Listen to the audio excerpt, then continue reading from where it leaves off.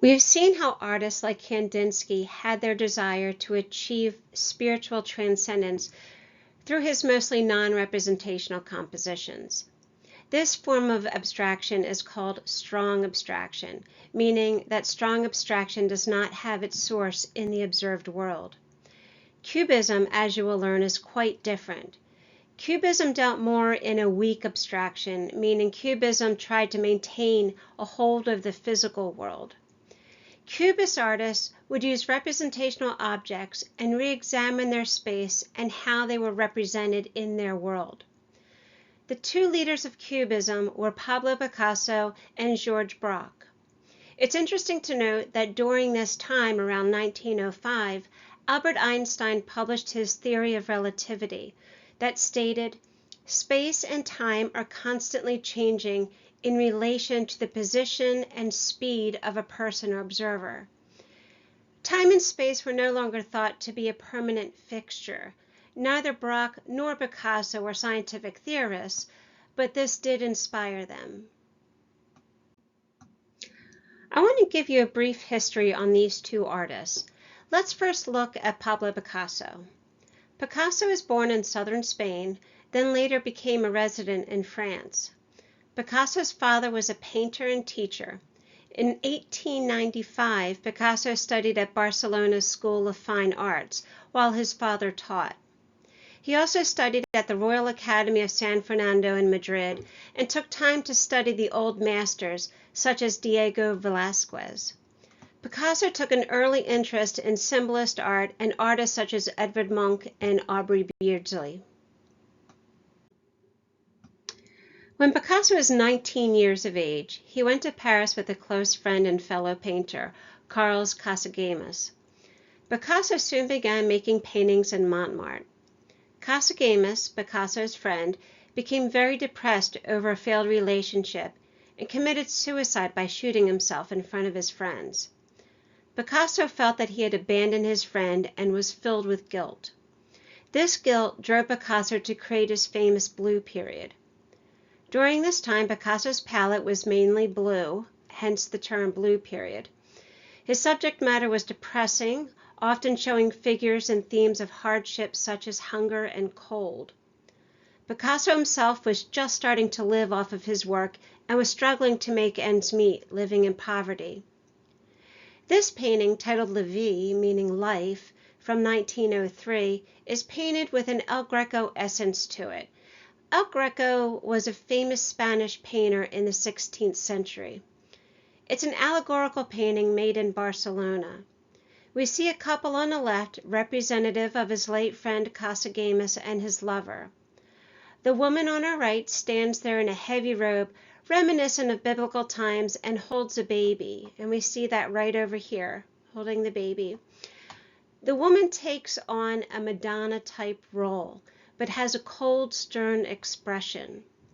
The standing figures here, as with the figures on the wall cuddled together behind them in the drawing, are representative of Adam and Eve during their time of shame and sorrow.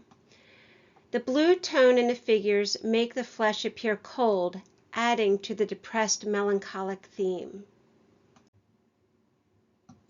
The following year, in 1904, Picasso left Barcelona and moved to Montmartre, where he would stay for 5 years. This painting, titled Family of Saltimbanque, was his largest to date at 7.5 feet tall. Picasso made several studies for this painting, which he often did in his early career. This is a scene showing no activity or interaction between the individuals. In fact, they appear to be despondent, not even looking at each other. Not knowing why these characters are not responding to each other, but still in such proximity of each other, creates a mystery. The mystery is further compounded by having these figures placed in such a barren landscape. We see Picasso moving out of his blue period using more muted earth tones along with orange and yellow. We see Picasso painted himself in as a harlequin, and we can see that right here. The figure on our left wearing the diamond pattern jumpsuit. It was not uncommon for Picasso to portray himself in this role. Picasso is becoming more of an established artist who now has favorable critics, collectors, and dealers. One collector of his work was Gertrude Stein and her brother, who introduced him to Matisse, who he later built a friendship with.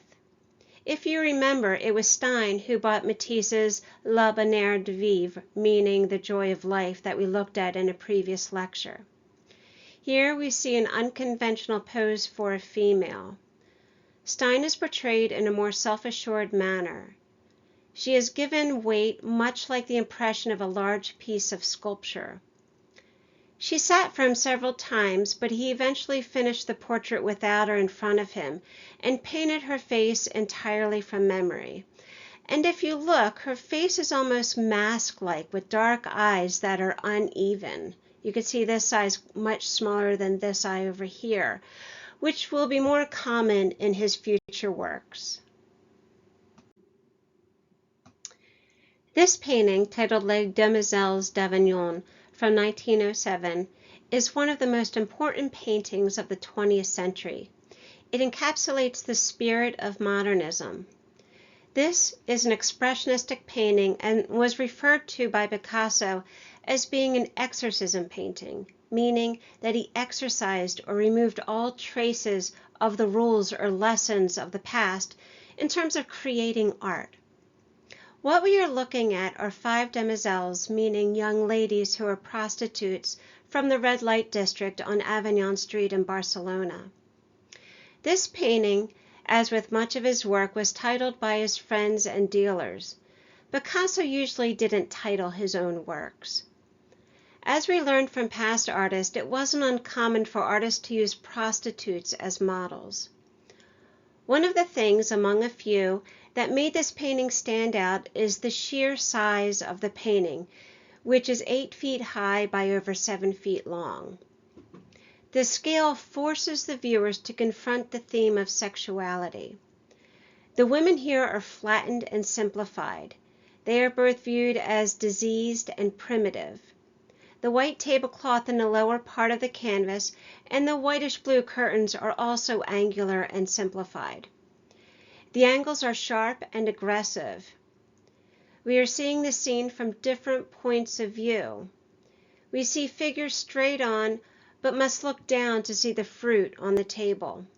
And if we look at the faces, and if we look here, we can see the profiles of the nose. The nose is here.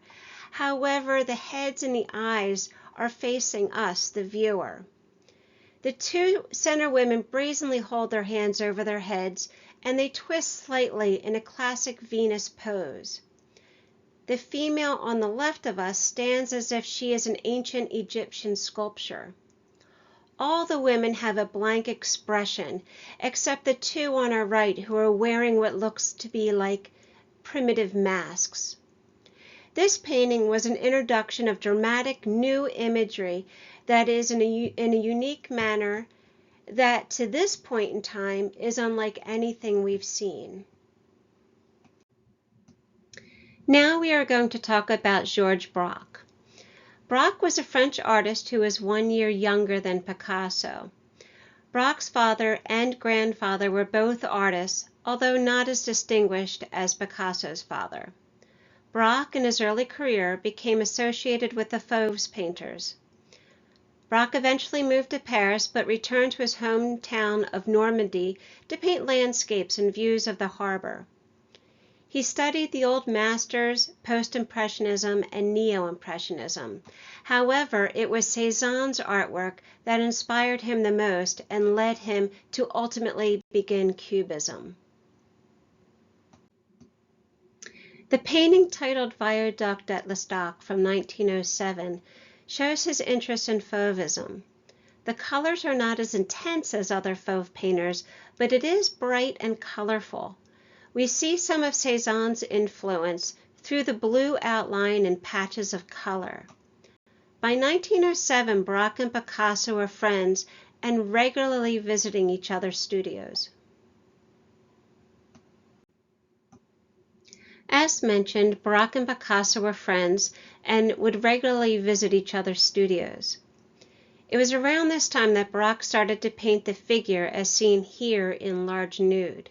He, like Picasso, painted large muscles that gave their figures weight.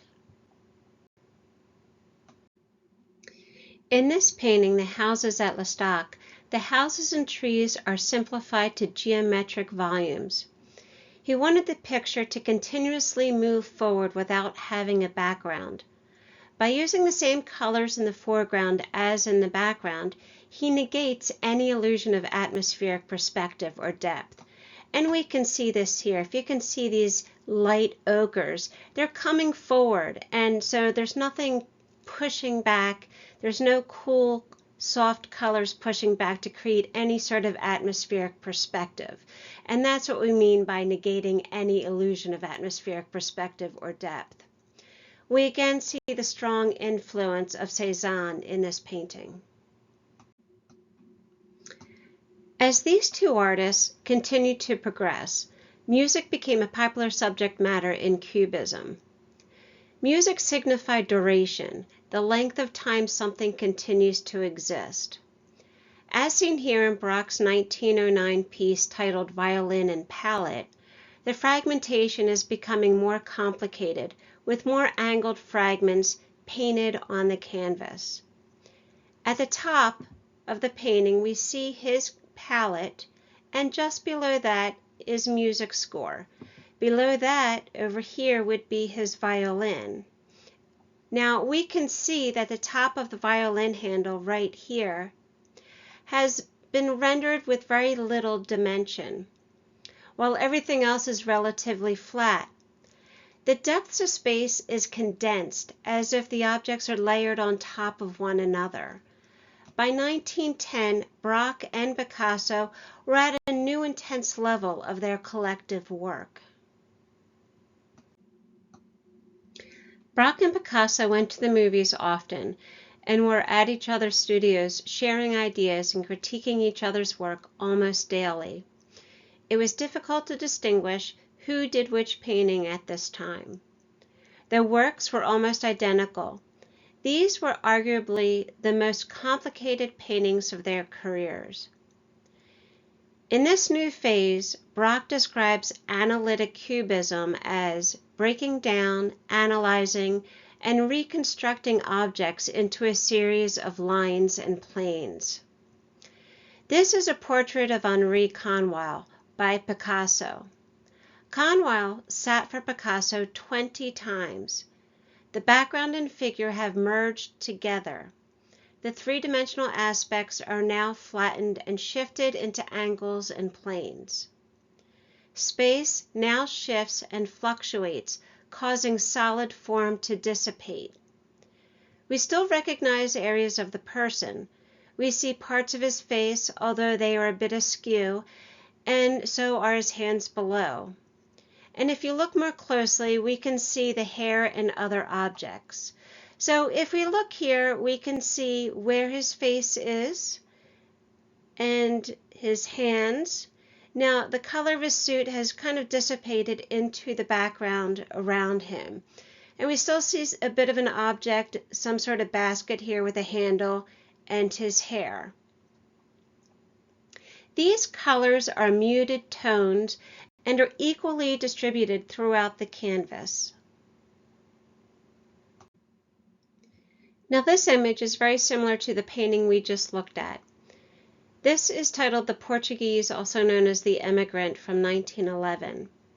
Braque is also using a single figure. We see the flattening, layering, and shifting between the planes of the canvas. There are a lot of broken or stripped brushstrokes helping to complicate the image by adding a sense of transparency. Although Braque and Picasso are complicated and extreme in their chosen direction of representation, they never totally remove images of the natural world. We still see fragments of representational objects and at times lettering. Braque stated that this painting depicts an emigrant on the bridge of a boat with a harbor in the background. And if you look closely, you can find nautical rope on a dock posted in the upper right, and that would be up in here. Now, in the lower center is the immigrant's guitar, and we can see that right over here, and you can still see some of the strings. DBAL, D-B-A-L, at the upper section may refer to as Grand Ball, which may have been from a poster that was advertising a common dance hall. And that would be right there. These flat stencil letters further flatten the surface. Between 1912 to 1914, they started creating what is now called synthetic cubism. Cubist artists were looking for different ways to represent, which led them to collage, a technique mostly used back then in folk art. In this piece by Picasso, titled Still Life with Chair Canning, Picasso combines his complex style of representing different imagery with a section of oilcloth that has been mechanically printed, which mimics the design of a chair canning. And we can see that right here, right down here.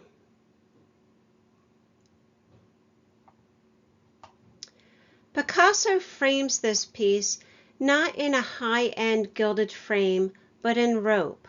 Having a real object such as rope contrasts nicely with the complicated, distorted imagery. In this piece, Braque created fruit dishes with glass using a technique he originated called papier-collé, meaning pasted papers. It involves gluing only papers onto a surface. Papier-collé was limited to paper, whereas collage could be adhered to any surface using different materials. If you look, you can see the edges of the papers he glued onto the main paper. Here we see the same thing being done in Picasso's guitar, sheet music, and wine glass. He is using actual sheet music and a newspaper clipping.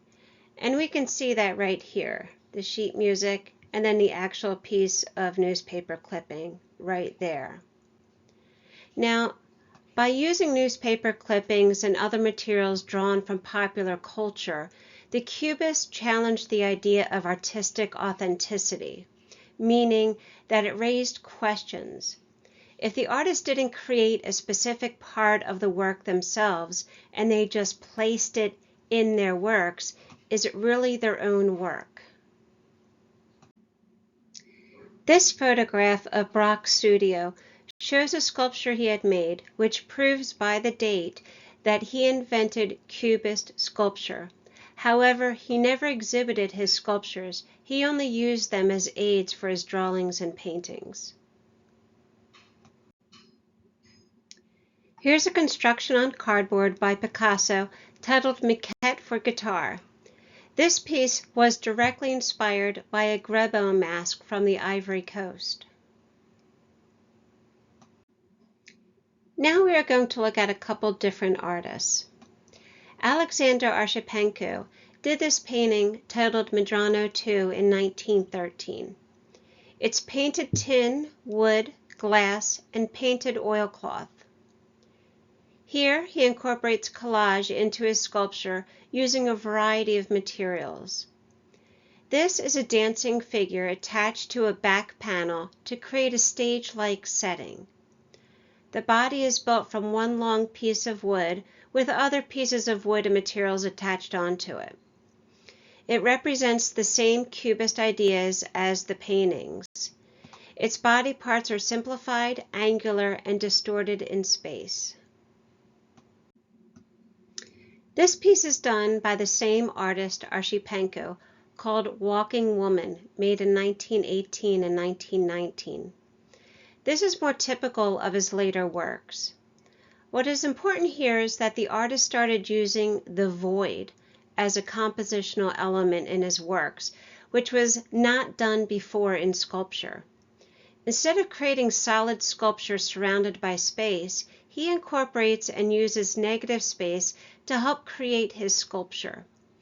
The woman here is broken and dissected into solid and angled curves. The open void area helps to define the head and torso, and we can see this right here, the head here, and then the torso. This bronze sculpture is called The Horse, made in 1914. The artist, Raymond de Champollion, came from a family of artists. He was one of 6 children. 4 of the 6 children became artists. The most well-known is Marcel Duchamp.